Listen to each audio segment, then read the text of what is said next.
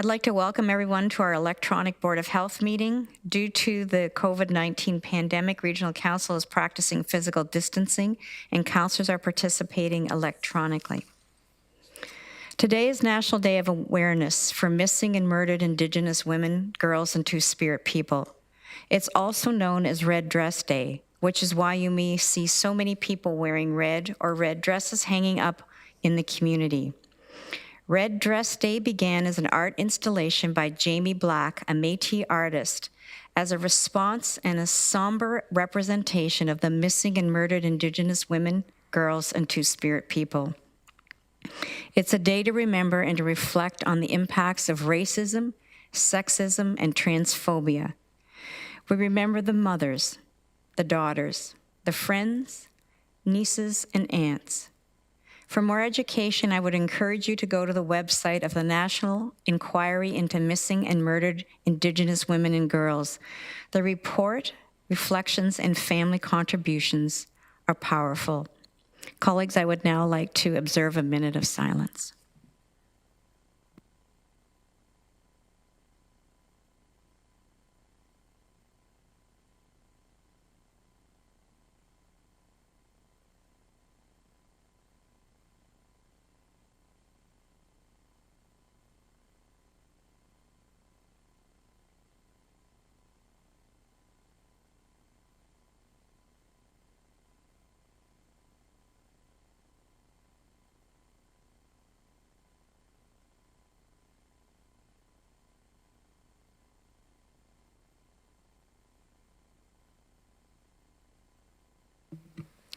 Thank you, colleagues.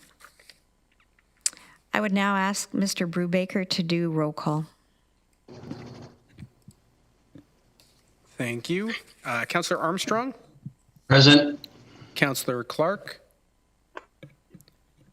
Councillor Erb? Present. Councillor Foxton? Present. Councillor Galloway? Here. Councillor Harris? Councillor Jaworski? Here. Councillor Jowett? Present. Councillor Kiefer? Present. Councillor Lorentz? I'm here. Councillor Mann?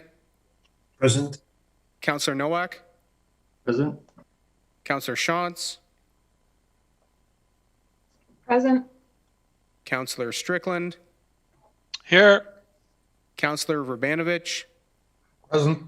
Chair Redmond? Present. And we'll go back and check for Councillor Clark or Councillor Harris. So that's all present except Councillor Clark and Harris.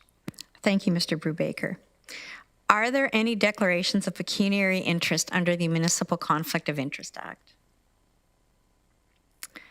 Seeing none, I would now entertain a motion to reconvene in open session. This is moved by Councillor Foxton and seconded by Councillor Erb, and I would ask you to use your yes and no icons to vote.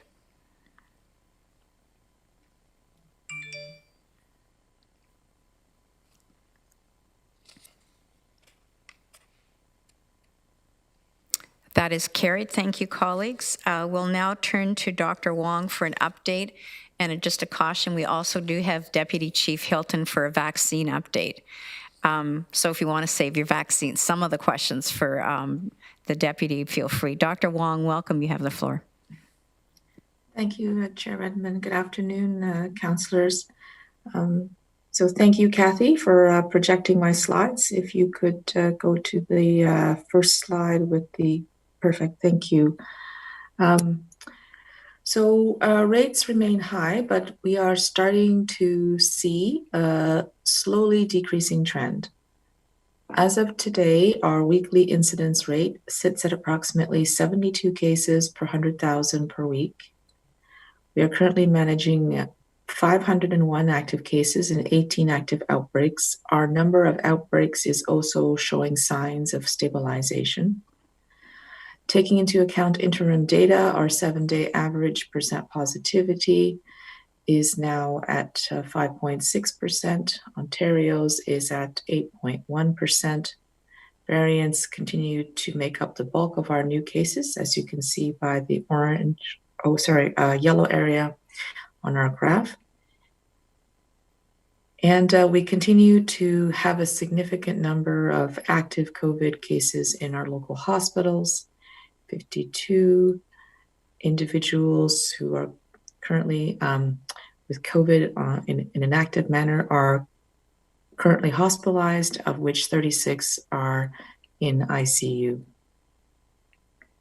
Next slide, please. So the orange line denotes the Ontario rates and the blue line denotes Waterloo region rates. So as expected in the weeks following implementation of the stay-at-home order, case rates across Ontario and Waterloo region have begun to show signs of improvement. In Ontario, the average weekly incidence rate is around 144 cases per 100,000 per week. And as I mentioned, in Waterloo region, the average weekly incidence rate is around 72 cases per 100,000 per week. Waterloo region and Ontario in general is seeing some improvements, but our rates remain high. We want to keep driving rates lower. We want to reach less than 40 cases per 100,000 per week, where we were before the start of the third wave.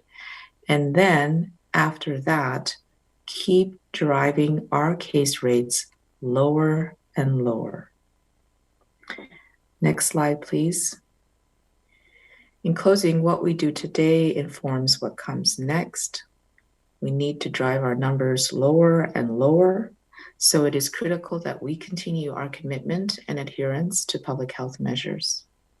Continuing to stay at home as much as possible, reduce our mobility, and minimize our close contacts will help us slow the spread of COVID-19. When it's our turn, we should get the vaccine. All vaccines approved in Canada are safe, effective, and recommended for use. They are all highly effective at reducing the risk of serious illness, hospitalization, and death. Our rates in Waterloo region and in Ontario are high. The first vaccine available to you is the one that is recommended. Thank you. I might turn it over now to Deputy Hilton or Chair Redmond. Thank you, Dr. Wong. I see no questions, so maybe we'll let Deputy Hilton give her update with the vaccine, and then we'll see if there's questions. Welcome, Deputy. You have the floor. Thank you, Chair Redmond, and good afternoon. On Monday, May 3rd, pre-registration opened for individuals 18 years of age and older living in one of the 6 high-priority neighborhoods in Waterloo region. Today, we learned that individuals aged 12 to 15 years of age have been approved by Health Canada to receive the Pfizer vaccine. We are looking at a process to add those eligible to pre-registration. Eligibility includes individuals between the age of 12 and 15 living in congregate care or developmental service settings or with high or at-risk health conditions. This group now will be eligible to receive vaccination at any clinic offering Pfizer vaccine.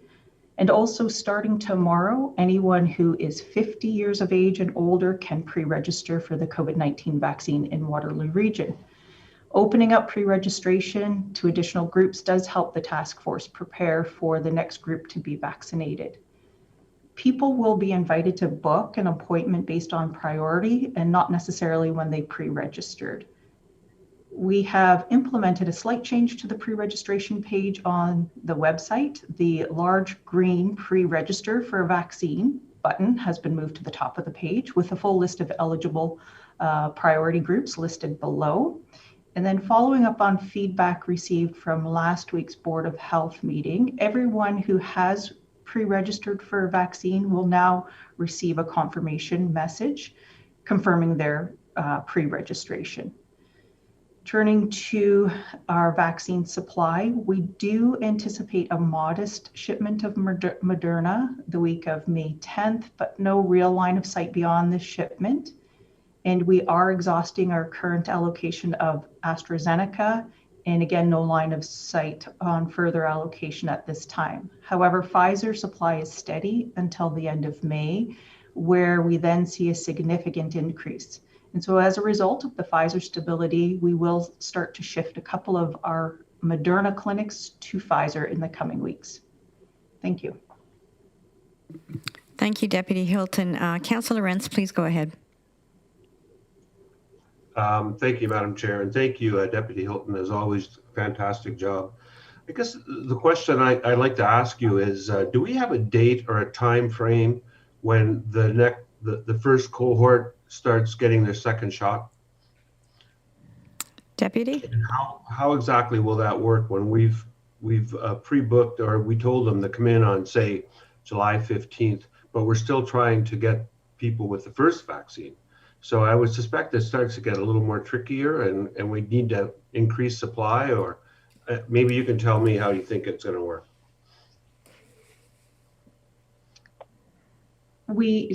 Very good question, and thank you. So definitely all of the planning has been done for our first doses now, also recognizing when the second dose is. So we are administering second doses to those that are receiving them between the 21 and 28 days. So that's always been built into our plan, in addition to those that will be within the 112-day time frame between first and second dose. And so where we see an increase, or where we'll see an increase in second doses, will be probably in mid-June.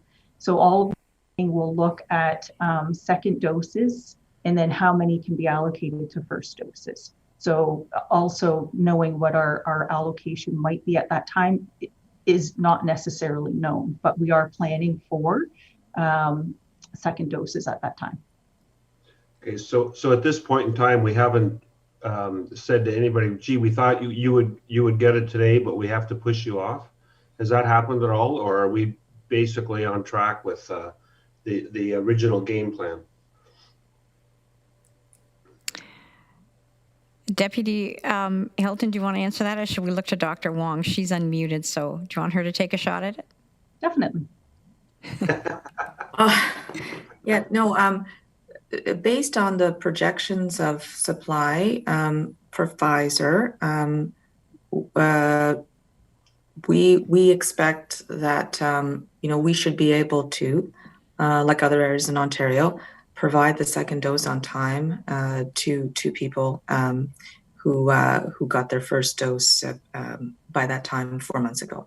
And we, even though we don't have a line of sight on Moderna, we also expect to have sufficient supply in that June, July timeframe. But as Deputy Hilton said, we don't have the supply confirmed at this time, but the province at this time doesn't have concerns about being able to supply health unit areas enough vaccine for them to meet their commitments for second doses. Okay, Councillor Lorentz?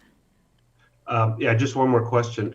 So have we had assurances from the province before where they weren't able to deliver? Or do you have faith that this time they say that they're going to be able to deliver, and they will? Dr. Wong, do you want to comment on that? Okay, so we've had some supply issues, which are national supply issues, and to date, we've been able to work with those. And what we do know is that the Pfizer supply is pretty stable right now and will make up the large majority of our supply up until the end of May at least. And it's projected that Pfizer will still be a major contributor to our supply in June. And so, I think with the stability of the Pfizer supply, we're in a right now. I don't have concerns about us not being able to meet the second dose commitments. One last question, Madam Chair, if I can. Absolutely. Dr. Wong. So if I got the Pfizer shot, and when my number comes up for my second shot, and it's not there, but Moderna is there, is it the same thing? Are you allowed to cross? That's an excellent question, Councillor. For all of them, yeah. Yeah, that's an excellent question. In about 2 weeks' time, we should be getting expert advice from the National Advisory Committee on Immunization about mixing and matching vaccines. So there are trials going on for that right now. And we should be able to hear in about a couple of weeks. Good. Well, looking forward to hearing that information. Thank you, Dr. Wong, for everything you do. Thank you. Councillor Mann, please go ahead. Thank you, Madam Chair, and through you. And this question is about supply as well, and I'm not sure if it's for Dr. Wong or for Deputy Hilton, but it just so happened today I got a complaint from somebody who said they had called numerous pharmacies to try and get the vaccination. Nobody had any supplies. And of course, it went back up the food chain, and it was the provincial government who weren't giving the supply or the vaccine to specifically Cambridge or Waterloo region. So my question is, where do we sit today as far as supplies are concerned, and how does it roll out? And do we find that we have a shortfall periodically throughout the day or the week? And any feedback on that will help me as I go back to this individual. So Dr. Shirley, do you Wong? want to start, or do you want me to start and jump in any time? Okay, so the pharmacy distribution is, as you said, Councillor Mann, it's direct from the province to the pharmacy, so it doesn't go through the task force or public health. The supplies of AstraZeneca, or at this time, have been sporadic. So there have been one-time shipments, and they have been distributed out to pharmacies across Ontario. And we do know that the supply of AstraZeneca that was distributed a few weeks ago is essentially almost completely used up at this point. So it's not that Waterloo region, getting less.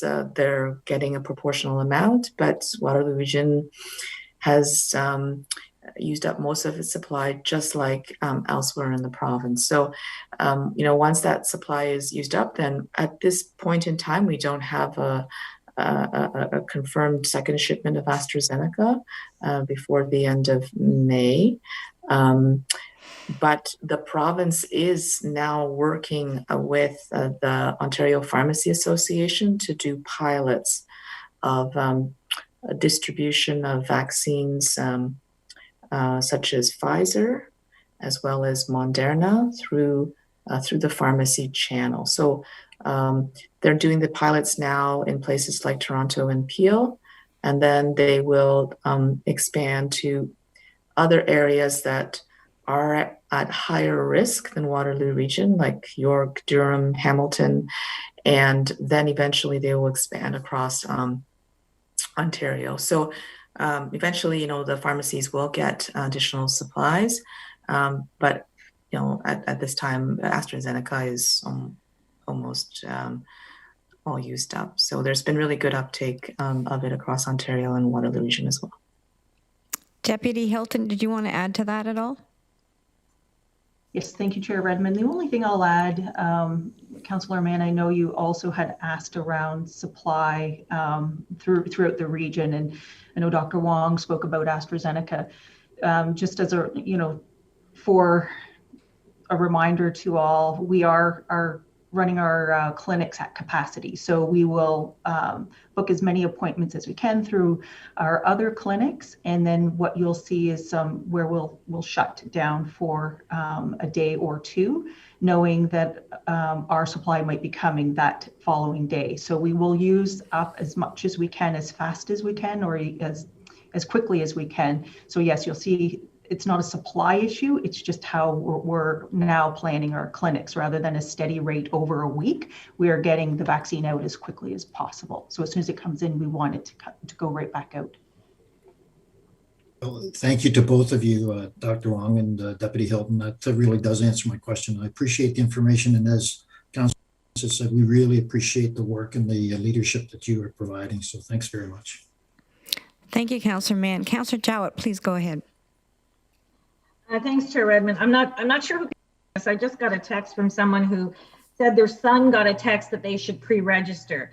Now, when I tried to talk to them about, are they going through the province, or are they going through I'm not getting an answer. So I'm sure they're going to be looking to give me that information. So right now, it sounds like what I'm hearing is we have a lot of capacity and we're working as quickly and as expediently as we can. Could it be systems overload that might be the challenge here? Because I've asked them to just continue to keep trying. Or is it because our supply is, we've hit a little bit of a bump where we don't have as much supply? So what are you thinking? Deputy Hilton? Thank you, Chair Redmond. Just so I understand the question, they're attempting to pre-register or attempting to book an appointment?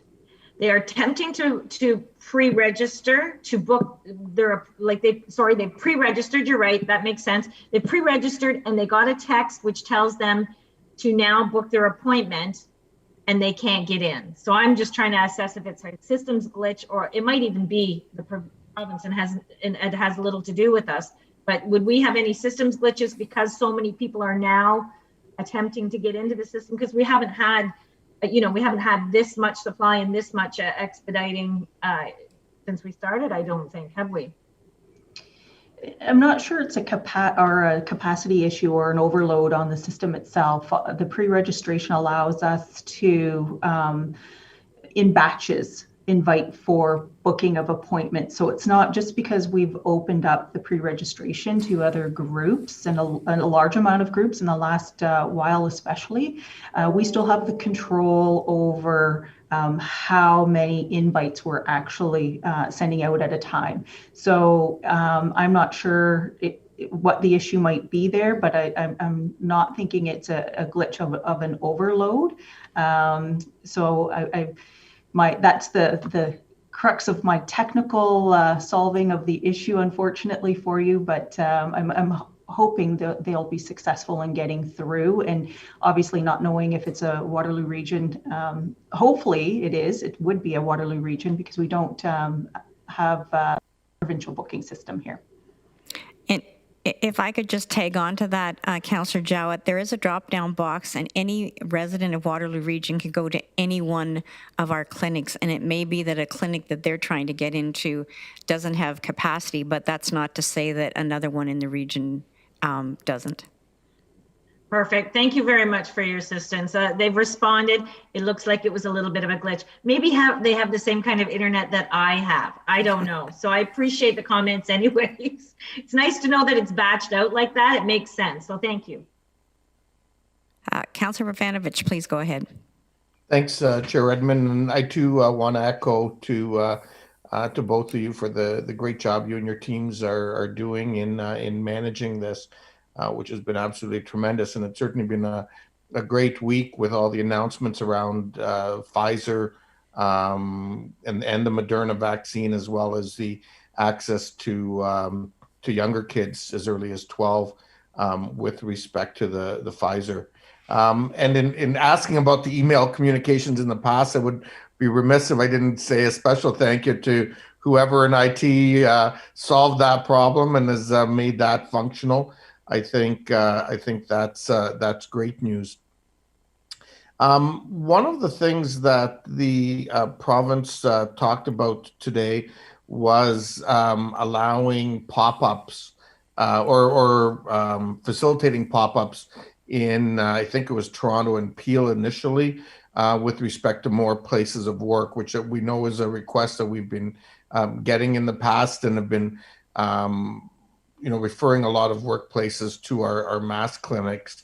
Do we have a sense as to where we may fall in to that provincial announcement? Because they said after Toronto and Peel, it'll be going to other areas as well to start moving it around to different workplaces and so on. And is that something that we're looking at? Dr. Wong? The announcement for Toronto and Peel was not surprising because, as you may remember, the province has decided to prioritize 50% of the doses coming into Ontario to places like Toronto and Peel over the next 2 weeks. So they needed significant capacity to be able to get all those vaccines out in a short amount of time as possible. So they needed some additional provincial assistance. And, as you may also know, their workplaces have been very significant settings in terms of and spread. And so, and yes, the province generally, will go from highest risk areas to higher risk and then lower risk. And so there are some other areas in the GTHA that would likely come after Toronto, such as, I named a few of them earlier, and Waterloo region would likely not be one of those places because our rates are, lower than that of the province by a significant margin. And so I'm not sure that when the provincial extra provincial resources will be available would be something that we would really need at the time, because we're just going to continue to move forward with our multiple clinics that are available, for all these groups that have been allowed to pre-register now. And we continue to focus mainly on the mass, large clinics in our area to be the conduit for workers in prioritized workplace settings for the vaccine. And I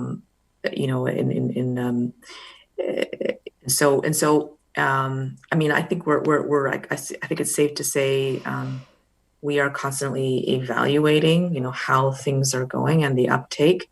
But the large clinics are right now, given the supply we have, even though it's slated to increase in the second half of May, after Toronto and Peel get their large bolus, we still anticipate that, it's likely going to be the most efficient means. I don't know if Deputy Hilton would like to add anything. Deputy Hilton is saying no. She thinks you answered it quite well, Dr. Wong. Councillor Vrbanovic, do you have any other questions? Yeah, I do. One other question I have is, so I think we were operating 8 to 8 before. Is that still our hours of operation, subject to availability and staffing?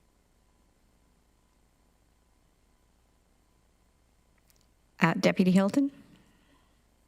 I do believe that is the hours of operation, that they are 12-hour at the large clinics. I'm not certain about the smaller clinics that are primary care led or some of the different ones, but I do believe that is the hours of operation for our larger clinics. So I apologize, I don't know the hours for the other ones. Okay, no worries. I guess my question was, early on we talked about the possibility of later hours, and I know some jurisdictions have done that to accommodate people, who can't sort of find it possible to do in sort of regular hours. Have we looked at that at all, or maybe making it available even like 1 or 2 days a week to go to 11 or 12 or something, start later, like if we have to limit to 12 hours because of personnel, but just to try to accommodate maybe people who otherwise aren't getting there because of holding down a couple part-time jobs or whatever the case is? Deputy Hilton? Thank you. And we did ask the team to put together a schedule that might look at a pilot on what perhaps even a 24-hour schedule might look like in terms of, maybe one of the clinics runs a couple of days at 12 hours and then a couple of overnights or one overnight hour as well. We haven't revisited that yet because we haven't seen our supply necessarily increase. We definitely have the capacity, and it's around need as well. Whether or not we implement that pilot would also be something for further discussion, just to see if there is an uptake on a sort of a 24-hour type of a schedule as well. But we have asked the team to pilot it. We just haven't enacted a plan in place or put a plan in place as of yet. But I do appreciate you bringing that up, because it is something we can certainly take back to the team on whether or not this is something that we should do in one of our clinics. Dr. Yeah, Wong? and I think, you know, just on that, like, I mean, notionally, I'm not, the uptake would be between midnight and 6 a.m. But you know, if we can sort of look at that, if the team can look at that, I think it might be worthwhile at least seeing if it helps with some of the harder to reach populations. Dr. Wong was going to add to that answer too, Councillor. Just quickly, Councillor Vrbanovic. So there are some pilots going on now in some pharmacies of Toronto and Peel where they've opened up 24, and so you know, we can also follow up on any feedback they have. You know, what's been the uptake. That is also another avenue that you know, the province is considering in order to try to introduce that 24-hour availability is through pharmacies who would normally be open 24 hours anyways. So, you know, with the expansion of more vaccine through pharmacies, that will likely become an option over time, but I can certainly follow up to see what their results have been to date. Yeah, that would be great. I appreciate that. I know our local 24-hour pharmacies haven't been 24 hours anymore during COVID, but maybe, you know, with this, they might actually relook at that and think of it. I mean, I know the shoppers at Weber and Bridgeport was sort of our main 24-hour one before, and a number of others were sort of open till midnight. So, okay, thank you. Thank you, Councillor. Councillor Galloway, please go away. Go ahead. Thank you, Deputy Madam Chair. I'm getting a complex. Now I forgot. No, I haven't forgotten. I'm not going away either. The announcement of the at least the Pfizer vaccine being available or acceptable to 12 to 15-year-olds, does that change the 75% objective that we show on our dashboard, and which is the provincial objective? Will the 12 to 15-year-old age group now have to be added into that parameter, into that statistical indicator, or will it still be 75% of adults that we're trying to achieve, and we're almost at 42% now, according to our dashboard today? I'm just curious if the 12 to 15-year-old additions actually changes the objective. And so rather than being at 41 to 88 or 41.88% vaccinated, we're going to be going back down the ladder, so to speak, when we add in the 12 to 15-year-olds. Dr. Yeah, Wong? so thanks for the question. So the overall objective actually remains 75% of our overall population, and we still have that metric on our dashboard as well. So we have the one, percent of 18 plus that have received one shot, and then we have another one that's smaller, but still there on the front page, percent of the entire population. And there's a couple of reasons we have both. One, some health units were only using 18 plus, but it was not clear on their websites that they were, and so their numbers looked, higher than ours because we didn't have something comparable. But also, the Premier had put a target on all health unit areas meeting 40% of 18 plus year olds by May the 5th. So we needed something to follow our progress on that. The province, I think, it just announced another target for the end of May.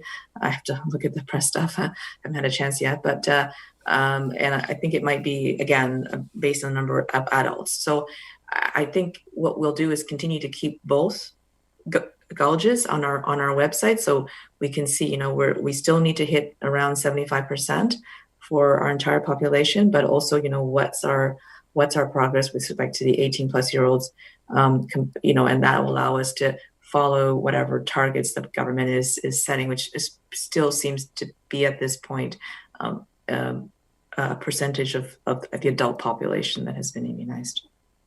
Councillor Galloway, do you have any further questions? I'll go away now. I would never ask you to go. I'm going to start saying you have the floor because I think Galloway sticks in my brain. So my apologies. You're always welcome to ask any questions, Councillor. I see no further questions. I really want to just add my voice of thank you to Deputy Hilton and Dr. Wong and the teams that you lead and the legion of people in our community that have partnered to make sure that we deal with this epidemic in the most thoughtful way possible, and we have this vaccine rollout as effectively as possible. So thank you very much. I would now entertain a motion to adjourn. It's moved by Councillor Mann and seconded by Councillor Armstrong. If you'd please use your yes and no icons to vote. That is carried. Thank you, colleagues. Enjoy your evening. Have a great one. Be safe, everybody. You. Bye.